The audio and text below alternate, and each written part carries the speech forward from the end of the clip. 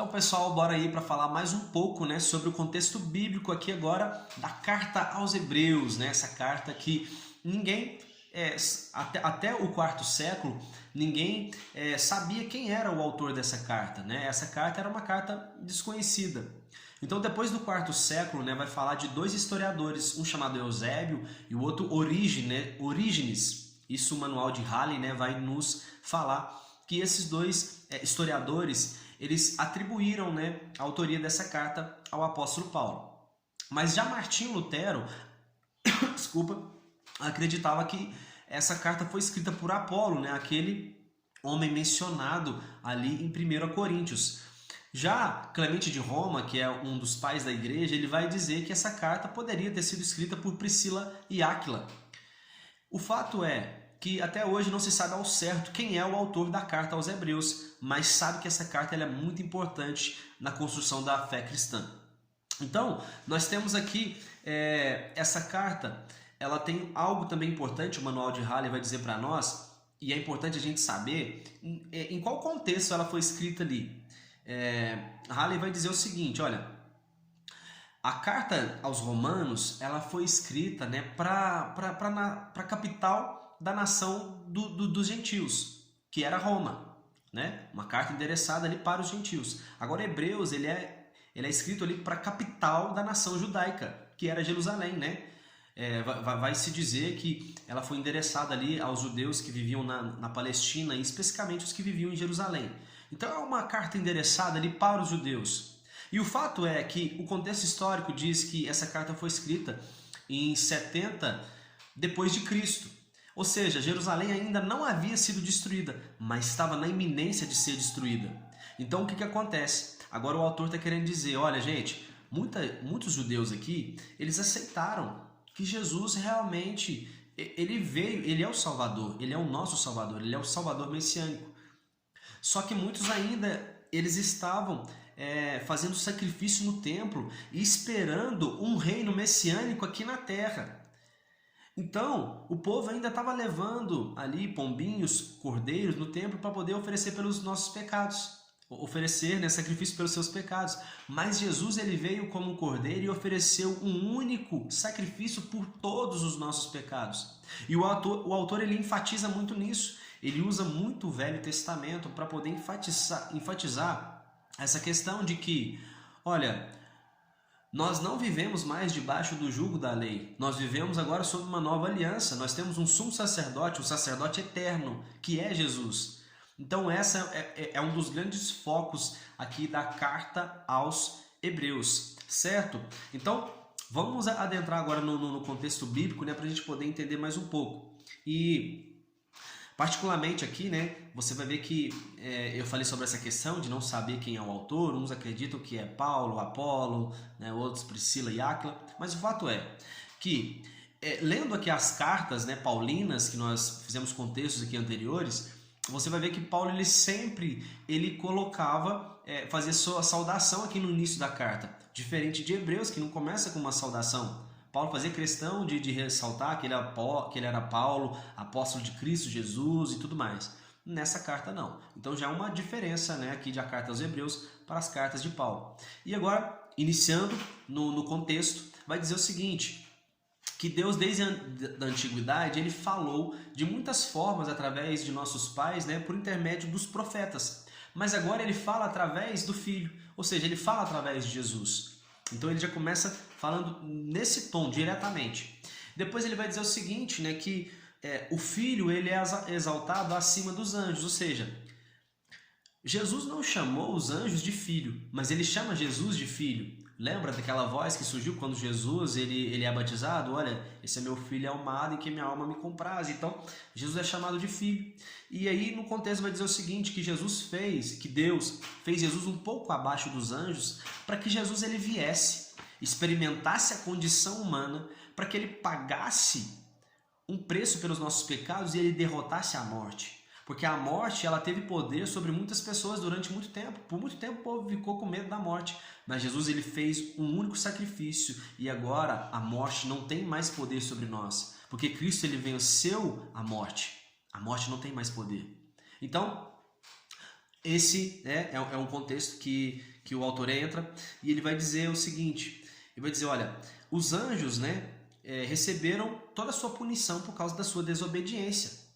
Né? Então nós não podemos também desconsiderar a salvação que está em Cristo Jesus, porque se os anjos receberam a sua punição, cara, a gente também vai receber.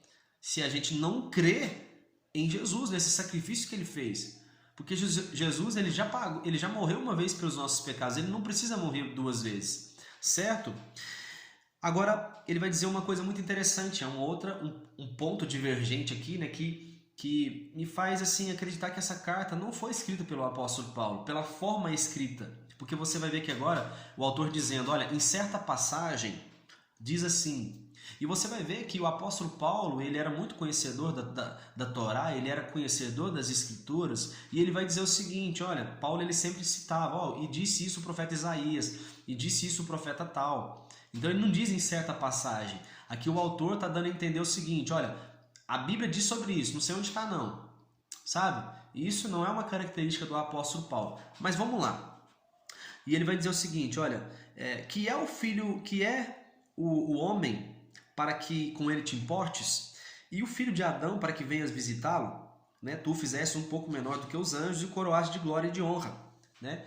Então ele fala sobre isso, que Jesus foi feito um pouco menor do que os anjos, né? Mas ele pagou esse sacrifício ali, né? Pelos nossos pecados, certo? Agora ele entra também, ele vai começar a dizer aqui, né, que Cristo ele é superior a Moisés. E ele vai dizer, olha, considere com toda atenção o apóstolo e sumo sacerdote que declaramos publicamente, a saber, Jesus. Ele é o apóstolo e sumo sacerdote. E ele fala dois pontos aqui. Ele vai dizer, olha, primeiro, o construtor de uma casa, ele tem muito mais importância do que uma casa. E isso o autor está dizendo em comparação a Jesus e a Moisés. Jesus ele é o construtor, a casa é Moisés. O que é mais importante, o construtor ou a casa? É o construtor. Então Jesus ele é mais importante. No outro ponto ele vai dizer o seguinte,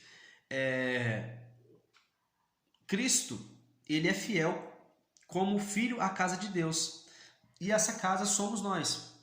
Então ele vai dizer aqui, né, que nós como igreja nós somos a casa do Senhor e que nós podemos acreditar na fidelidade de Jesus, naquilo que ele liberou para nós. Entende? Ele vai falar, ó, Cristo é fiel como filho à casa de Deus, né? Ele é fiel como um filho que ama essa casa.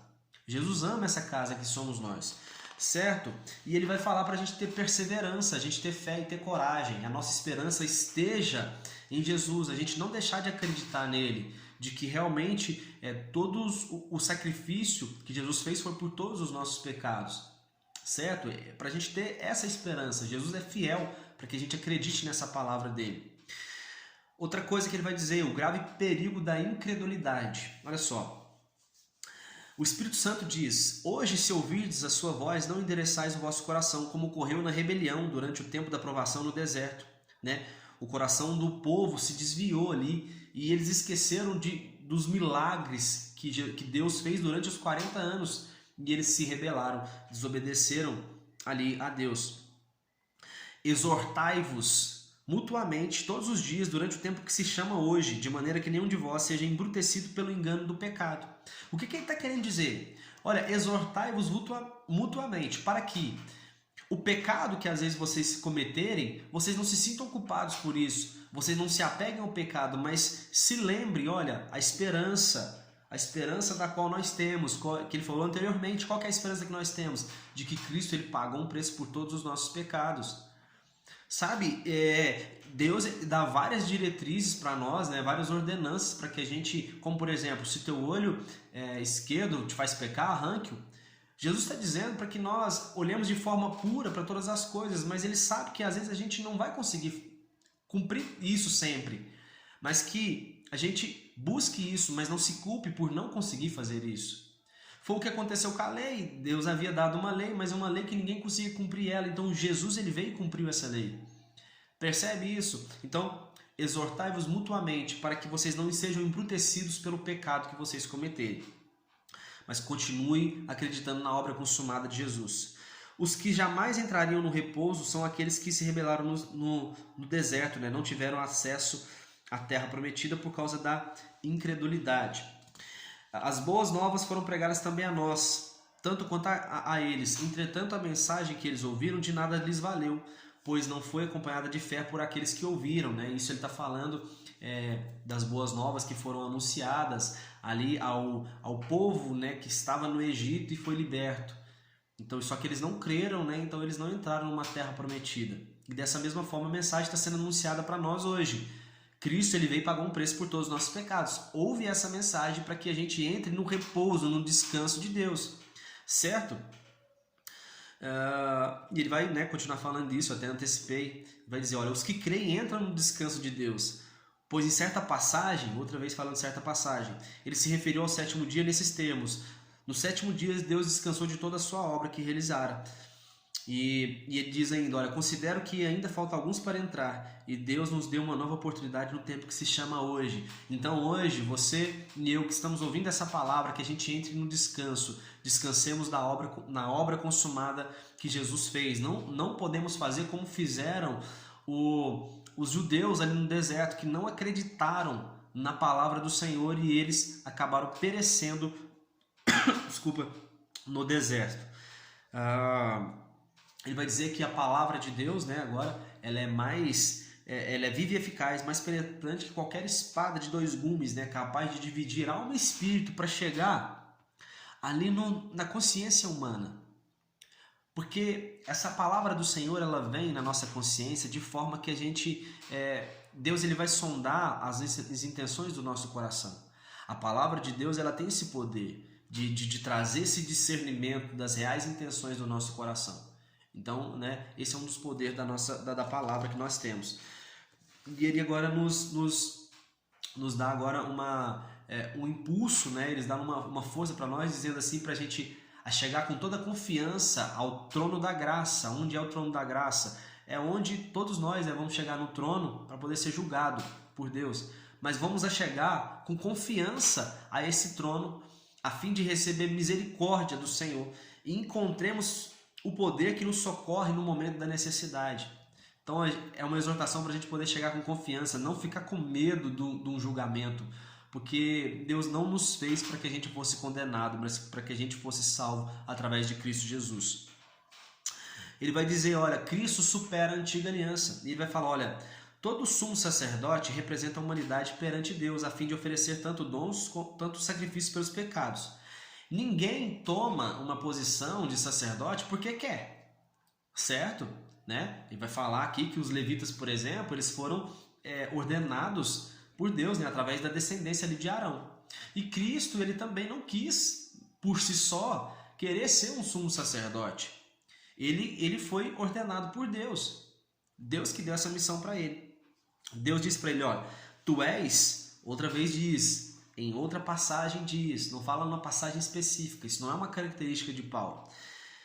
E diz assim, tu és sacerdote para sempre segundo a ordem de Melquisedeque, né? Então, Jesus ele foi esse sacerdote, né? Se tornou esse sacerdote eterno segundo a ordem de Melquisedeque. A Bíblia vai dizer que Jesus ele é rei e sacerdote, porque olha só, antes os sacerdotes eles foram instituídos a partir da linhagem de Arão, né? A partir da linhagem de Arão vieram os sacerdotes, né? Os sacerdotes que depois, quando Israel se tornou uma tribo, levantou 11 tribos para poder manter ali com o dízimo, né? Essa única tribo ali, que eram os descendentes de Arão, chamados, né, os levitas. Então o que acontece? Eles foram sacerdotes durante um tempo. Depois, Deus ele ordenou ali também, né, no período da monarquia em Israel, que através da família de Davi, ele iria estabelecer reis perpetuamente. Foi isso a promessa que Deus fez a Davi. Então agora você vê ali uma linhagem onde Deus estabelecia reis e outra linhagem que Deus estabelecia profetas. Só que agora Deus ele vai fazer uma coisa muito linda, ele vai dizer que Jesus ele é tanto rei como rei, fez de Jesus rei e sacerdote. Ou seja, Jesus, ele é o rei sacerdote. Essa ordem levítica, essa ordem aí davídica, ela é inferior a Cristo. Cristo, ele é superior a essa antiga aliança que Deus fez com o homem. E vai dizer, olha, Cristo aprendeu obediência por intermédio das aflições que padeceu. Uma vez aperfeiçoado, tornou-se a fonte da salvação eterna para todos quantos lhe obedecem. Foi nomeado por Deus sumo sacerdote segundo a ordem de Melquisedeque. Certo? Outra coisa que o autor vai dizer é o seguinte, olha, vocês já deviam ser mestre, mas ainda vocês precisam que alguém, né, vos instrua quanto aos princípios elementares da palavra do Senhor. Vocês já podiam estar comendo alimento sólido, mas vocês ainda necessitam de leite. Lembra? Essa mesma mensagem foi dita ali, né, ao povo da igreja de Corinto. Então essa mensagem também está sendo dita aqui para os hebreus, né, especificamente para os judeus ali de Jerusalém. Vocês ainda precisam ser instruídos, né, sobre elementos básicos. E quais serão esses elementos básicos, né, da palavra? Que eram instruções acerca do batismo, da imposição de mãos, da ressurreição dos mortos e do juízo eterno, né? Então eles ainda precisavam ser instituídos a respeito, né, desses fundamentos aqui. E agora chega aqui em Hebreus, né, 6, que é uma das passagens mais contundentes que a gente tem na Bíblia, que vai dizer que é impossível para aqueles que uma vez foram iluminados, experimentaram o dom celestial, tornaram-se participantes do Espírito Santo, provaram do benefício da palavra de Deus e os poderes da era que há de vir, mas apostataram da fé. Sim, é impossível que tais pessoas sejam reconduzidas ao arrependimento. Pronto. Então a gente entende isso aqui o seguinte, né? É um entendimento errado, mas o que as pessoas têm entendimento? De que uma vez que eu aceitei a Jesus, eu preguei a palavra, eu me tornei um pastor, e agora, se eu pecar, eu não posso ser reconduzido ao arrependimento mais uma vez. Isso está errado, cara. Quem é que não pode errar? Todos nós erramos. É impossível você não errar, é impossível você não cometer pecado.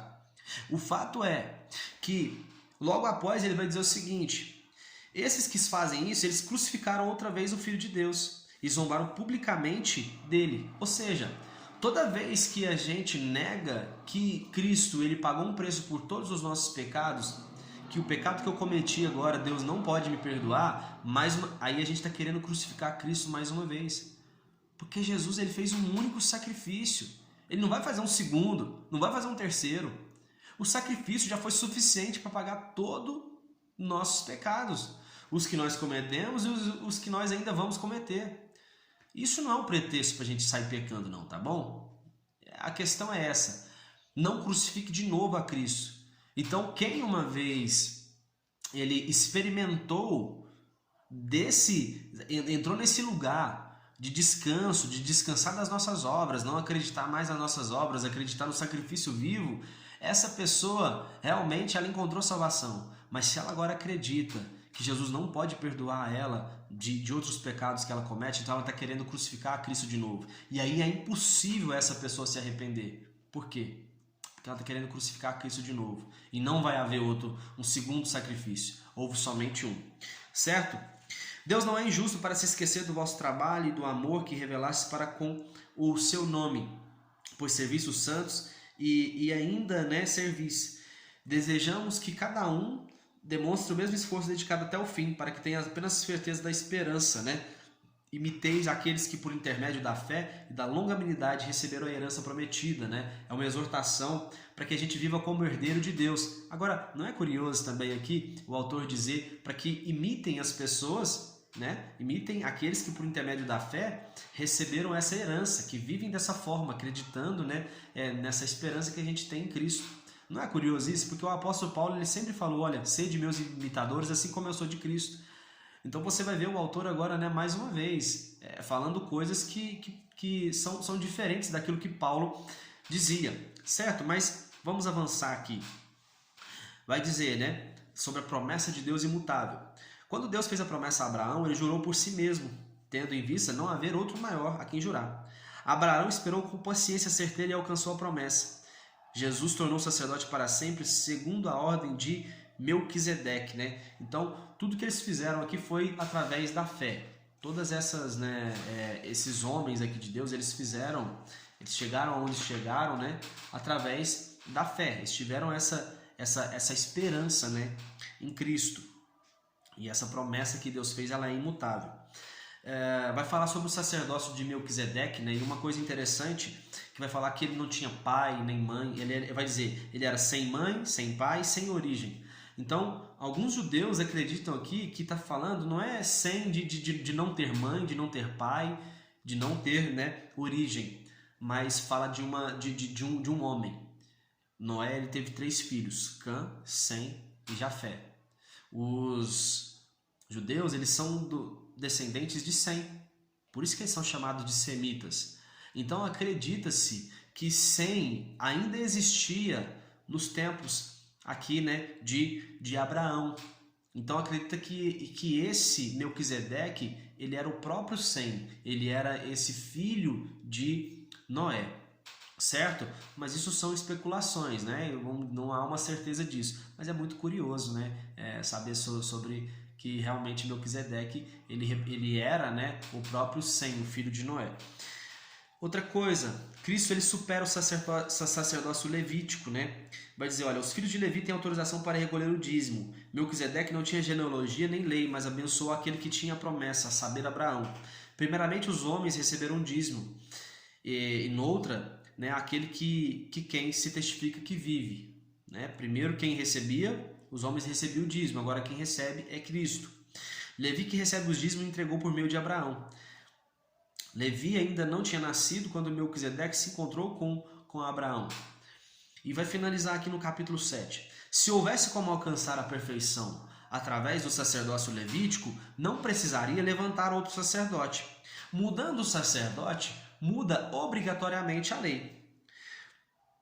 A lei, ela não conseguiu aperfeiçoar nada, mas foi estabelecida uma esperança muito superior. E qual que foi essa aliança superior? A aliança que nós temos com Cristo. Jesus transformou, por essa razão, na garantia de uma aliança superior. Ele é poderoso para salvar definitivamente aquele que, por intermédio dele, achegam-se a Deus, pois vive para sempre para interceder por eles. Nós estamos agora debaixo de uma aliança com alguém que ele vai interceder por nós perpetuamente. E não somente... porque antes, né? Quando a gente pecava, o que o homem fazia? Ele pegava o sacrifício e levava até o sacerdote. Agora a gente leva até Jesus, porque ele intercede por nós. 2 Timóteo vai dizer o quê? Que só há um intermediador entre Deus e o homem, que é Cristo Jesus. Então, nós temos esse intermediador. É essa aliança que nós servimos, não é mais uma aliança mosaica. Essa lei, ela foi superada. Olha, está dizendo com tanta clareza aqui nesse capítulo 7 que o sacerdócio levítico, ele foi superado pelo sacerdócio de Cristo, que é um sacerdócio superior, que só não vê quem não quer. E ele vai dizer, olha, Cristo, ele é poderoso para salvar definitivamente aqueles que por intermédio dele se achegam, pois vive para sempre para interceder por eles. Diferente dos sumos sacerdotes, né, que precisava oferecer sacrifício todo dia. No momento em que Jesus ofereceu a si mesmo, realizou esse sacrifício de uma vez por todas, né? A gente vem batendo nessa tecla. Hebreus, ele repete muito isso, mas é uma grande verdade, né? Que nós cremos e é a nossa esperança de que nós somos justificados, nós somos perdoados através do único sacrifício de Cristo. Que Deus possa abençoar cada um de vocês e já já a gente volta com a segunda parte do contexto bíblico da carta aos Hebreus. Um abraço.